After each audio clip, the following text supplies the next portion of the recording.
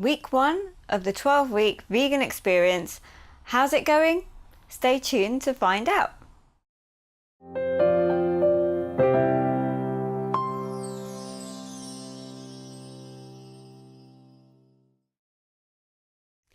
Hi and welcome to Flourish Wellbeing. I'm Prabha, and today I wanted to talk to you about our vegan experiment and how that's going. How have we done? Not too bad actually. It was a lot easier than I thought it would be. The only thing I've missed is eggs, because that's my go-to breakfast when, I'm lacking some inspiration. But, we've got creative, that's fine. We've managed to get a good variety of foods. We've managed to get in our protein, so... Brownies! And as you probably heard, even some vegan, gluten-free chocolate brownies. We weren't deprived in any way over this last week, so that's all good. The challenge for me is going to be next week. I'm traveling in the US. I'm off to a conference, and so if any of you have been to the US, you'll probably know, particularly hotel breakfasts aren't really vegan friendly. So I know of a good supermarket nearby, so I'm going to hop over there when I land and stock up on a few bits and pieces so I can get a good breakfast. Eating out, I know, won't be a problem because restaurants in the States are quite good at meeting different dietary requirements.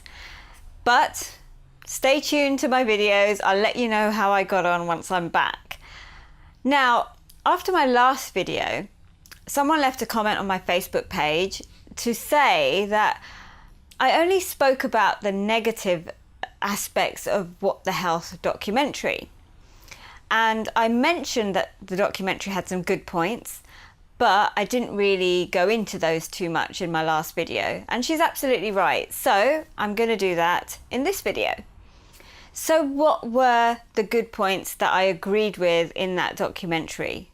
Well, the first one was that we really need to be cutting out processed meats.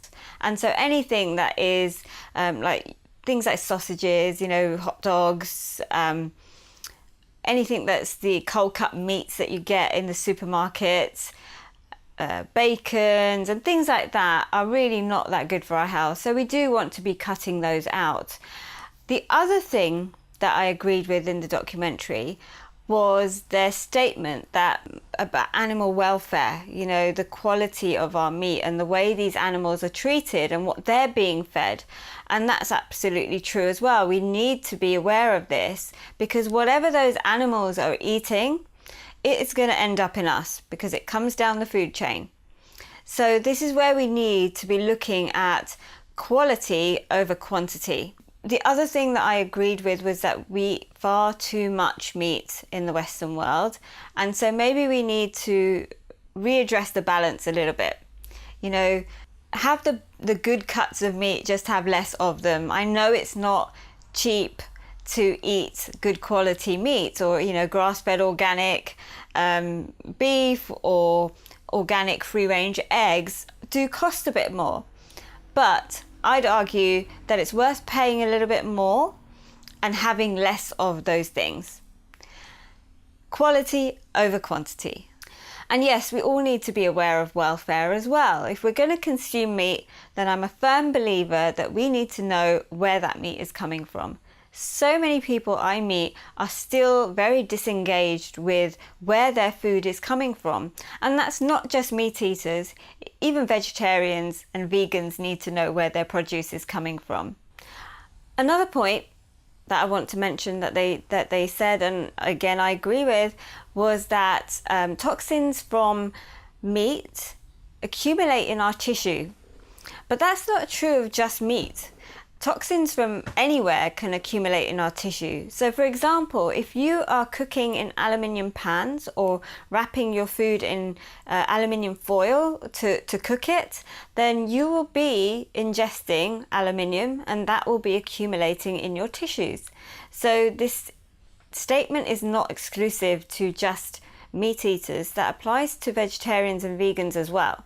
We all need to be aware of reducing our toxic burden. I'm going to go into more detail about detoxification and toxins and how we can reduce our toxic burdens in future videos. So do stay tuned. I will cover that subject. So that's it for this video.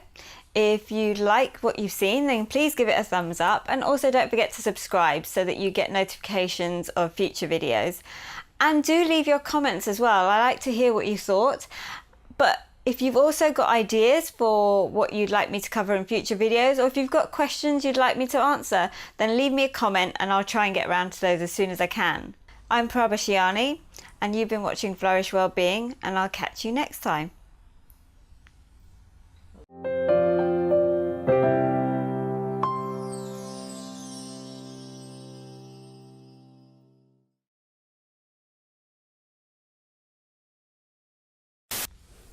Lost my trail of thought. If you liked what you've seen, blinded by the light. Different eating type, dietary requirements.